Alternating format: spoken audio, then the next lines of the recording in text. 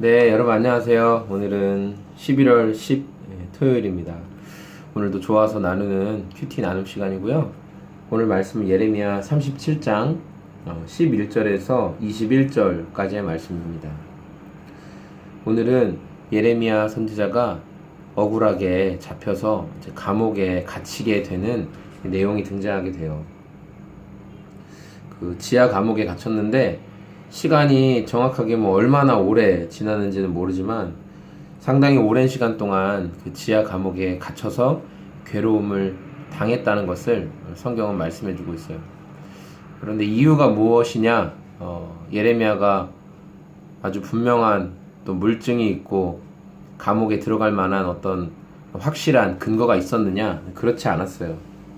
12절에 예레미야는 집안의 상속 재산을 물려받을 일이 있어서, 그래서 아마 많은 성경 학자들은 그 전에 앞장에서 32장에서 나왔던 그 친척 하나멜이란 사람에게서 하나님이 밭을 사라고 하셨잖아요. 이스라엘을 나중에 내가 회복시켜 줄 것에 대한 그 메시지의 어떤 상징과 같은 의미로 밭을 다시 매매해라. 그래서 그 밭을 사기 위해서 가는 그 과정 가운데 이제 베냐민 땅으로 갔고 거기에서 이제 들어가려고 하는데 문지기에게 수문장에게 잡혀서 고발당하고 감옥에 들어가는 내용이 말씀 가운데 나옵니다.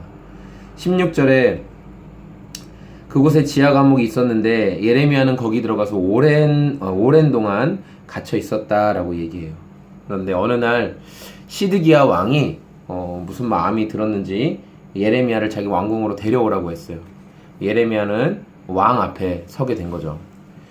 그럴 때 은밀하고 아주 조용하게, 그러니까 은밀하게 물어봤다는 것은 둘만 있을 때, 독대하며 단둘이 있을 때 이제 물어본 거예요. 하나님께서 당신에게 무슨 하신 말씀이 없습니까?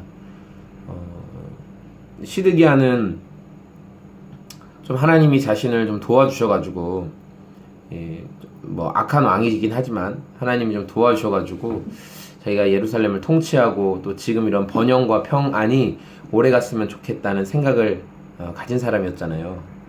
그랬더니 예레미야가 이렇게 말하는 거예요. 있다는 거예요. 하나님이 하신 말씀이 있는데 뭐냐면 임금님은 바빌로니아 왕의 손아귀에 들어갈 것이고 이 나라가 임금님의 손 아래서 오랫동안 좌우되진 않을 거라는 거예요.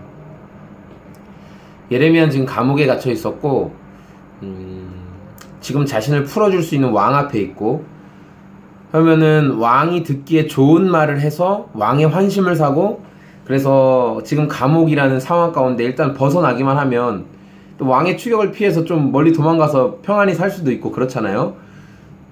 근데 예레미야가 말한 건 뭐냐면 진실을 말한 거예요. 진실만을 말했어요. 그 뒤에 예레미야가 바른 말을 하고 진실을 말한 예레미야가 또 바른 말을 계속해요. 내가 잘못한 게 무엇입니까? 도대체 왕은 내가 뭘 잘못했다고 지금 이렇게 나를 가둬놓는 겁니까? 왕 곁에서 우리는 망하지 않을 겁니다. 우리는 오래 이렇게 잘 유지할 겁니다 라고 말했던 거짓 선지자들은 지금 다 어디 갔냐고 예레미야가 이야기하죠. 네. 그러면서 나를 다시 그 감옥으로 돌려보내지 말아달라고 얘기해요. 나를 다시 그 감옥으로 보내지 마십시오. 이렇게 말해요. 네. 저는 오늘 말씀을 보면서 여러분, 우리가 바른 말을 하고 어떻든 매 순간에 우리가 진실하다면, 당당하다면요, 어떠한 상황 가운데서도 우리가 올바른 말을 할 수 있고 올바른 요구를 할 수 있다는 것을 오늘 말씀 가운데 깨닫게 되었어요.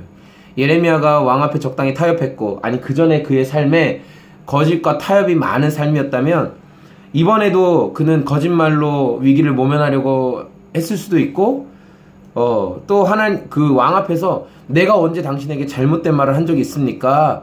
다른 거짓 선지자들은 다 떠나가지 않았습니까? 라고 당당하게 말할 수도 없었을 거예요. 잠언 22장 29절에 보면 이런 말씀이 나와요. 자기 일에 능한 자가 있느냐? 그는 비천한 자가 아니라 왕 앞에 서게 될 것이다. 이런 말씀이 나오는데 이거는 자기 일에 능통한 자가 하나님께서 존귀하게 쓰신다 이런 의미겠지만 저는 이런 의미로도 받아들여지는 것 같아요. 자기 일에 능통한 자, 예레미야는 선지자이기 때문에 하나님의 말씀을 올바로 전하는 사람이에요. 가감없이 전하는 사람이죠. 그렇기 때문에 예레미야가 왕 앞에, 문자적으로도 진짜 왕 앞에도 섰을 뿐더러, 그리고 하나님이 그를 존귀히 보시고 요구할 것들을 요구할 수 있도록 하셨다는 거죠.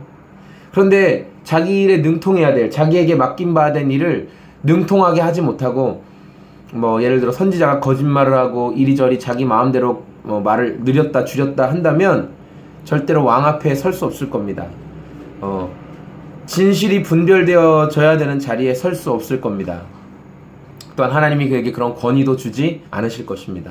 오늘 저와 여러분들의 삶에 진실한, 하나님 앞에, 사람들 앞에 진실한 삶으로 살아갈 수 있는 오늘이 되시기를 소망합니다. 감사합니다. 즐겁고 행복한 토요일 보내시기 바랍니다. 고맙습니다. 안녕히 계세요.